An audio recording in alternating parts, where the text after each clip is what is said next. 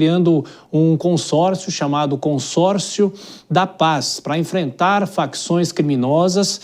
E os governadores que falaram, claro, Cláudio Castro, anfitrião desse encontro, Romeu Zema, de Minas Gerais, Jorginho Melo, de Santa Catarina, Celina Leão, a vice-governadora do Distrito Federal, que falou até agora há pouco, Ronaldo Caiado, de Goiás, Eduardo Riedel, do Mato Grosso do Sul, que saiu um pouco antes do término da entrevista, e eles defendem, ao contrário do governo federal, tratar as facções criminosas como terroristas. O consórcio vai discutir o combate ao crime organizado, claro, nesse momento de comoção, depois dessa ação da polícia nessa semana no Rio de Janeiro. E eu vou chamar já as nossas comentaristas aqui nos estúdios do Jornal Jovem Pan, a Dora Kramer aqui no nosso telão e a Deise Ciocari, como sempre, com a gente.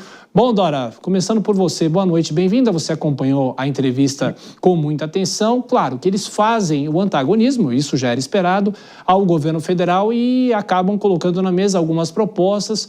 E a gente falava ontem sobre o escritório, agora eles criam uma espécie de consórcio e é saber quais serão essas ações e a união desses governadores. Não são todos, são poucos os governadores, mas outros governadores que não estiveram aí também apoiam esse campo político do governador do Rio de Janeiro. Bem-vinda, Dora.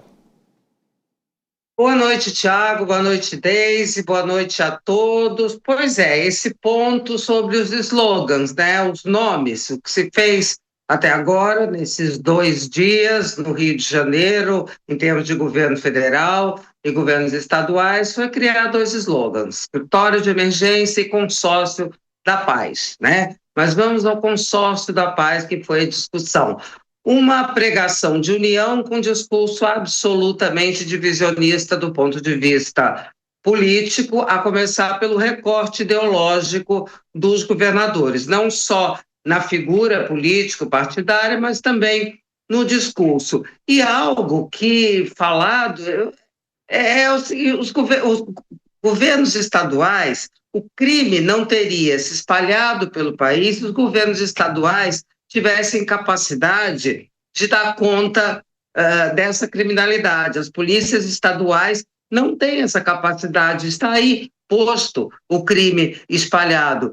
O governo estadual não cuida de fronteira, não cuida de armas, e com esse discurso divisionista, é divisionista em relação ao governo federal. Por isso que eu digo que tem um recorte ideológico. Não me parece que haja chance de, na prática, haver integração. Estados têm realidades diferentes. As polícias são treinadas e conhecem os respectivos territórios.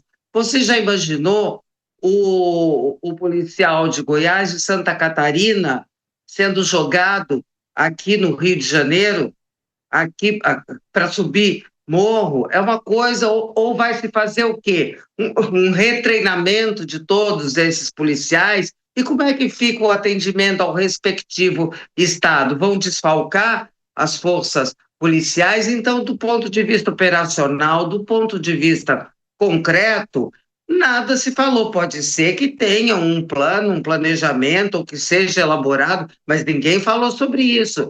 Só se venderam coisas, uma realidade que ela não existe ainda. Um pouco disso foi na reunião de ontem com o Ministério da Justiça. Também algo que fica ali na carta de intenções.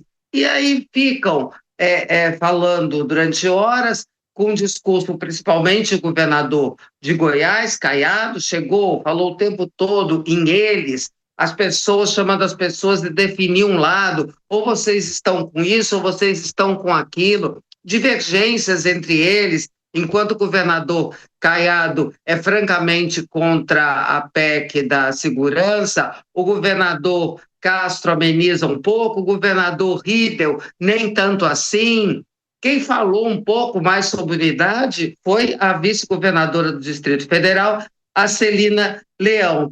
Então, é algo que é bom que as pessoas chamem atenção sobre o Rio de Janeiro. Agora, não se tem nada de concreto, nada que se aproveite além da constatação que um determinado campo ideológico acha que pode se recuperar e talvez possa mesmo com essa pauta da segurança. Como o governo federal também quer entrar nessa seara, teremos adiante mais uma disputa entre direita e esquerda, tendo a segurança no meio e o crime à vontade crescendo como capim. Desde daqui a pouco a gente vai falar também do governo federal, essas propostas que estão no Congresso Nacional, essas tentativas de se combater o crime organizado com as leis no Congresso Nacional, já a gente fala sobre isso. Mas o que a Dora toca, isso a gente vem falando desde o início dessa semana, com essa operação no Rio de Janeiro, é essa divisão política, e a segurança pública não é um tema que se deveria fazer essa divisão política. É preciso se tentar um acordo e a gente vê a diferença e as divergências muito grandes em relação à PEC da segurança, os estados tentando, claro, colocar na mesa o que cada governador defende, mas temem perder espaço para o governo federal, e essa é uma discussão eterna. Bem-vinda, boa noite. Oi, boa noite, Thiago, boa noite, Dora, boa noite, audiência da Jovem Pan. Tudo que a gente não queria ver em relação à segurança pública no Brasil é justamente essa divisão política e ideológica, né? Mas é o que a gente tem visto. O primeiro ponto que eu queria levantar aqui é que a questão da segurança pública, ela não é mais uma questão de partido de direita ou de esquerda. Extrapolou isso, já extrapolou há muito tempo. O que eu entendi dessa reunião dos governadores é que nesse momento crítico, e aí a gente tem que entender que essa ação ela aconteceu no Rio de Janeiro, então nesse momento crítico, onde eles não perceberam uma ação do governo federal, uma ação que tomasse a iniciativa, eles disseram, não, pera lá, então vamos nos reunir aqui e vamos ver o que nós podemos fazer. A gente sabe que a maioria desses governadores, se não todos eles, são contra a PEC da segurança, que eu acredito que também não resolve quase nada em relação à segurança pública do país, mas eu acho que um ponto todo mundo concorda.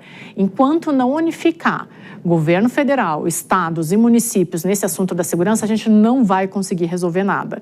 Acho que não resolve o governo federal isolado lá, sem tomar iniciativa, não resolve só esses governadores de direita se reunirem, mas alguma coisa tem que ser feita.